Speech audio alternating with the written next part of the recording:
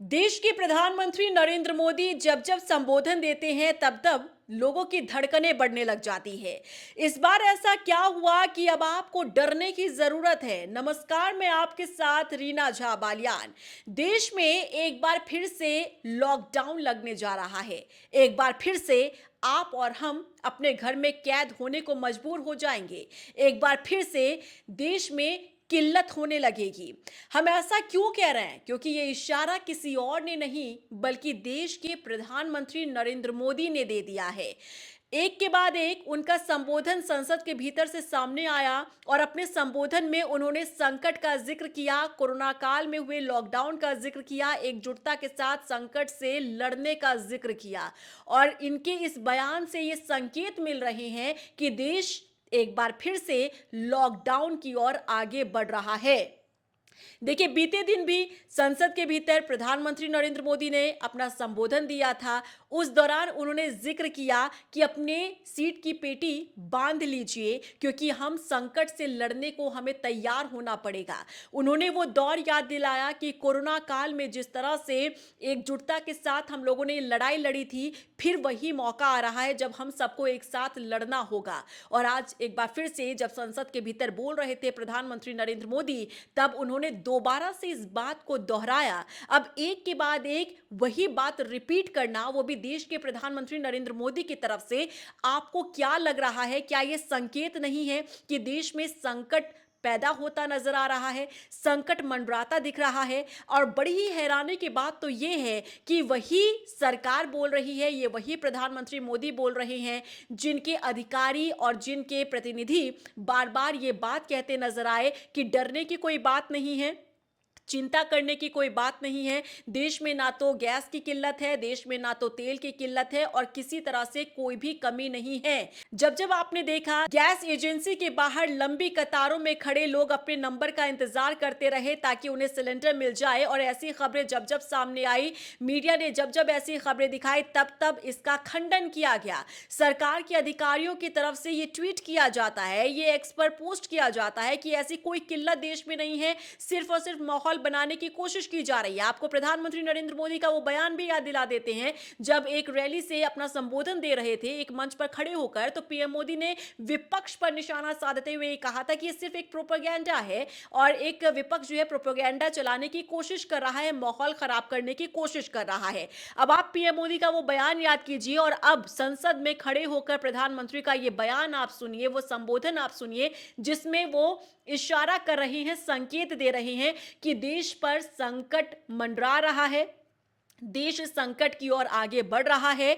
यहां गैस की किल्लत हो सकती है, तेल की किल्लत हो सकती है, और अगर ऐसा होता है तो वो दिन दूर नहीं जब एक बार फिर से देश में लॉकडाउन लगा दिया जाएगा। कोरोना का वो काल था जब आपको याद होगा कि 2019 के लास्ट महीने में जब चाइना से चलता हुआ कोरोना देश भारत तक पहुंचा था, और उसके बावजूद भी सरकार और सरकार के मंत्री अधिकारी ये बात कहते नजर आए, ट्वीट बार बार करके ये कहते नजर आए कि डरना नहीं है, कोई संकट नहीं है, कोई दिक्कत नहीं है, घबराने की कोई बात नहीं है। लेकिन उसके बाद क्या होता है? उसके बाद ये होता है कि प्रधानमंत्री मोदी आते हैं, देश के नाम अपना संबोधन देते हैं, और 22 मार्च 2020 की वो तारीख होती है जब देश पहली बार घर में कैद हो जाता है, लॉकडाउन का नाम सुनता है, लॉकडाउन को वो जीता है। लॉकडाउन में अफरा तफरी का माहौल पैदा होता है, लोग राशन के लिए भागते हैं, लोग अपने राज्य की तरफ भागते हैं, लोगों की नौकरियां छूट जाती हैं, लोगों का व्यापार ठप हो जाता है। तो क्या देश एक बार फिर से उन्हीं तस्वीरों को ताजा करने जा रहा है?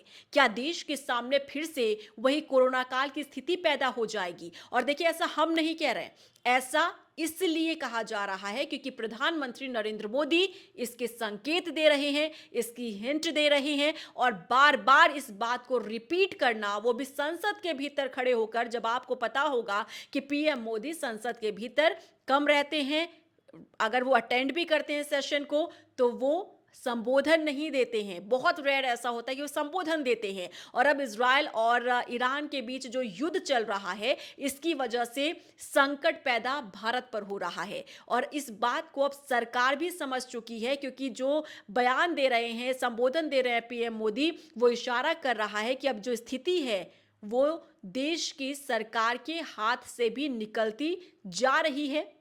सरकार ने भी अपने हाथ खड़े कर दिए हैं और वो दिन दूर नहीं जब डिक्लेयर कर दिया जाएगा कि देश में लॉकडाउन लगने जा रहा है। जैसा कि हम देख रहे हैं कि इस युद्ध को लेकर पल पल में हालात बदल रहे हैं, इसलिए मैं देशवासियों से भी कहूंगा कि हमें हर चुनौती के लिए तैयार रहना ही होगा।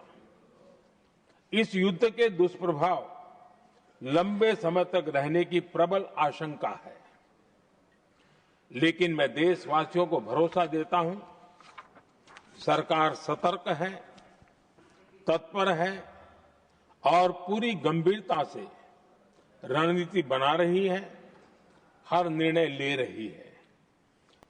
अब आप सोचिए कि अगर फिर से देश इसी स्थिति में जाता है, इसी हालात में जाता है, तो कितनी ज़्यादा मुश्किलें पैदा हो सकती है। हालांकि अब देखिए, कोरोना काल में जब लॉकडाउन लगाया गया था, वो पहला टर्म था, क्योंकि तब पहली बार लोग इस शब्द को सुन रहे थे, पहली बार उस हालात को जी रहे थे। लेकिन हाँ, हो सकता है कि उसके बाद फिर से लॉकडाउन 2 भी लगाया गया, लोगों को एक आदत सी हुई, डिजिटल हुआ देश, उसके बाद चीज़ें आसान भी हुई, लोग अपने घर से काम करते हैं, वर्क फ्रॉम होम चला, बच्चों की पढ़ाई घर से हुई। और अगर फिर से ऐसी स्थिति पैदा होती है, तो क्या फिर से लोगों को अपने घर में कैद होना पड़ेगा क्या? अब ये सवाल इसलिए भी खड़े हो रहे हैं, क्योंकि पीएम मोदी जहां एक तरफ ये कह रहे थे कि विपक्ष प्रोपेगेंडा फैला रहा है, विपक्ष माहौल बना रहा है, इजराइल और ईरान के बीच जो युद्ध चल रहा है, इसका कोई असर भारत पर नहीं पड़ेगा, हमारे पास सभी कुछ है, हमारे पास राशन है, भंडारण पूरा है, गैस, तेल, सारी चीज़ें हैं, कोई किल्लत नहीं है। लेकिन अब क्या वजह है कि पीएम मोदी संसद के भीतर खड़े होकर बैक टू बैक 2 दिन से लगातार वो एक ही तरह का बयान दे रहे हैं कि फिर से संकट की घड़ी में हम सबको एकजुटता के साथ लड़ना होगा, ताकि हम इस मुश्किल घड़ी से बाहर निकल सके। और ऐसी ही भाषा पीएम मोदी ने कोरोना काल में भी बोली थी, आपको याद होगा। और इसके बाद देखिए, देश में कई जगहों पर गैस की किल्लतें भी सामने आई थी। रेस्टोरेंट, ढाबे, होटल्स, यहाँ पर ये ताले लटकने शुरू हो गए थे, क्योंकि इनके पास कमर्शियल गैस नहीं बची थी जिस पर ये खाना बना सके, जिसकी वजह से वो अपना व्यापार चला सके। कई होटल्स, रेस्टोरेंट, ढाबे बंद हो गए। अब आप सोचिए, जब अगर उनका काम बंद हो गया, व्यापार बंद हो गया, तो जाहिर तौर पर वो बेरोजगार हो गए, उनके पास रोजी रोटी का संकट मंडरा रहा है। कई हमने आपको खबरें ऐसी दिखाई थी जहां पर घर में शादी का माहौल है, लेकिन उनके पास गैस नहीं है, सिलेंडर नहीं है। और जब जब ऐसी खबरें सामने आई, तब तब सरकार और सरकार के अधिकारियों की तरफ से इसका खंडन किया गया। उन्होंने कहा सब कुछ पर्याप्त मात्रा में है, कहीं कोई दिक्कत नहीं हो रही है, कहीं किसी को कोई प्रॉब्लम नहीं है, सिर्फ और सिर्फ एक अफवाह फैलाने की कोशिश की जा रही है। तो पीएम मोदी का ये बयान फिर क्यों इस तरफ संकेत दे रहा है कि देश संकट की ओर आगे बढ़ रहा है, और अब एक ऐसा संकट आने वाला है जिसकी वजह से हम सब डिस्टर्ब हो सकते हैं। और इस संकट से लड़ने के लिए हम सबको एकजुट होना होगा, एक साथ मिलकर हमें इस संकट से लड़ना होगा, ताकि हम इससे बाहर निकल सके, जैसा कि कोरोना काल में हुआ था। और यही वजह है कि पीएम मोदी के इस बयान का अगर मतलब निकाला जाए, तो ये मतलब और ये संकेत यही देता है कि देश एक बार फिर से परेशानी की ओर आगे बढ़ रहा है, संकट की ओर आगे बढ़ रहा है। चीज़ें खत्म हो रही हैं देश में, क्योंकि सही तरह से आयात नहीं हो पा रहा है। जिन देशों से चीज़ें आयात होती थी, जहाँ से चीज़ें आया करती थी, वहाँ पर युद्ध चल रहा है, वहाँ से चीज़ें अब भारत तक नहीं पहुँच पा रही है, तो जाहिर तौर पर यहाँ किल्लत होगी। लेकिन अब सवाल ये है कि अगर ऐसा फिर से होता है, तो हमारे पास क्या इस स्थिति से निपटने के लिए प्रॉपर सुविधाएं हैं, सॉल्यूशन है या फिर नहीं, या फिर से लोगों को अपने ऊपर ही छोड़ दिया जाएगा, जैसा कि कोरोना काल में छोड़ दिया गया था।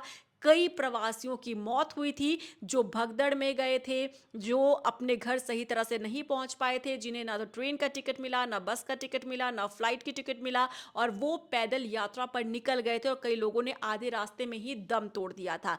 भयावह तस्वीर सामने आई थी 2020-2022 में, लेकिन अब क्या उन गलतियों से सीख लेते हुए सरकार कोई ऐसा कदम उठाती है या फिर नहीं? और क्या आपको भी वाकई में लगता है कि देश में लॉकडाउन लगने जा रहा है? कमेंट सेक्शन में ज़रूर बताइएगा। यूट्यूब मेरे चैनल को सब्सक्राइब ज़रूर कीजिएगा, बेल आइकन को ज़रूर दबाइएगा। नमस्कार।